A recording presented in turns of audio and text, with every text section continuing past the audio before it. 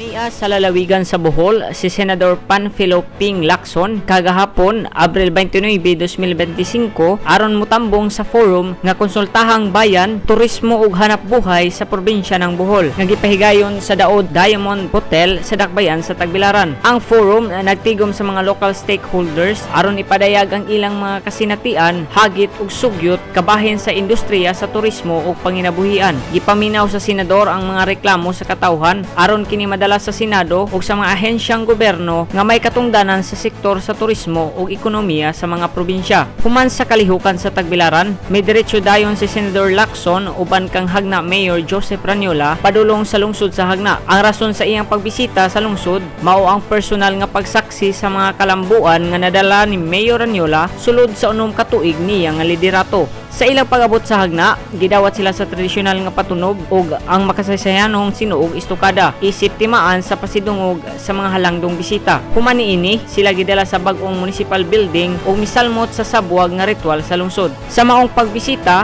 giila ni Senador Lacson ang dakong papel ni Mayor Ranyola sa pagtudlo kaniya sa mas lawom nga pagpasabot sa national budget.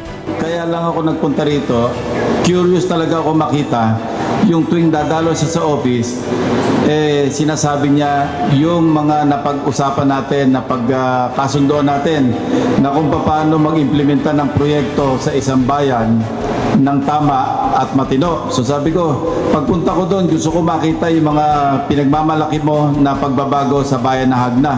And totoo nga, ang unang bumugat sa akin, last time I was here, yun, andon yung munisipyo. Ngayon, ito na. I'm so proud to be associated with Mayor JR.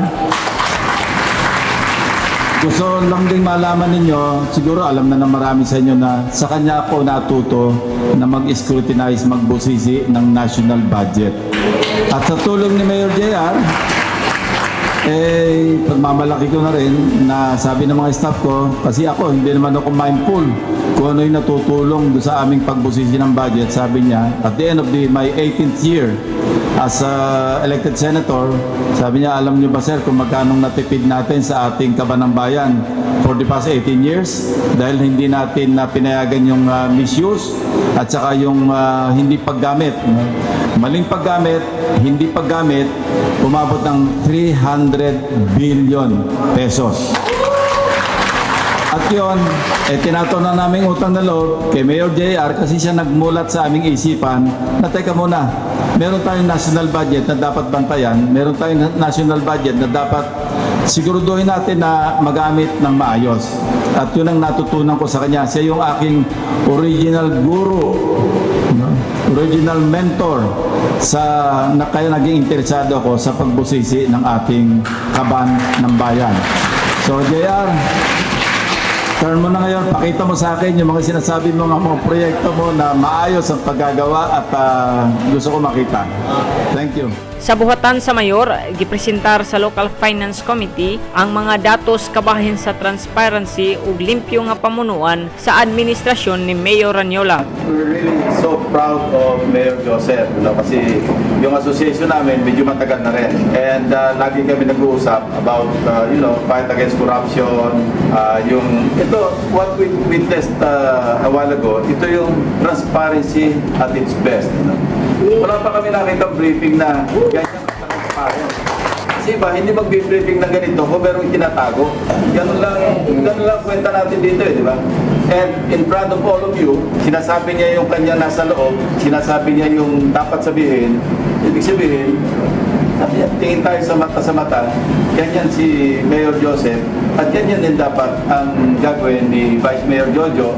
At ako, nagtitiwala ako sa kanya, na iiwanan niya kay Vice Mayor na ipagpapatuloy yung kanyang mga programa. Naniniwala ako doon. Wala na. Si Mayor Joseph, sabi nga nung mga nag-trip, saka na yung pit. Di ba? Yes. Tama yun. Either you hate me or you love me at the end of my 2 terms. Pero, alam mo, sabi naman ni Machiavelli, di ba? I would rather be hated and loved if I cannot be both. Isa namang school of thought yun. Hindi ba nilang magalit ka sa akin, kesa mahalin mo ako, kung hindi rin naman ako pwedeng pareho mong mahalin o i-hate mo. Basta tama yung ginagawa ko, I don't care if you hate me. Yan yung nakikita ko sa kanya ngayon, sa kanyang ginagawa at sa kanyang mga pananalita. umalis kayo kung ayaw nyo sa aking pamumuno, pero gagawin ko yung tama. And yan talaga yung mark ng true leader. Sayang lang na maliit na bayan yung Hagna at dito siya nag-lead. How I wish na napunta siya sa isang lugar na hindi ko masasabing walang impact yung ginagawa niya sa Hagna, sa buong Pilipinas. Of course, meron.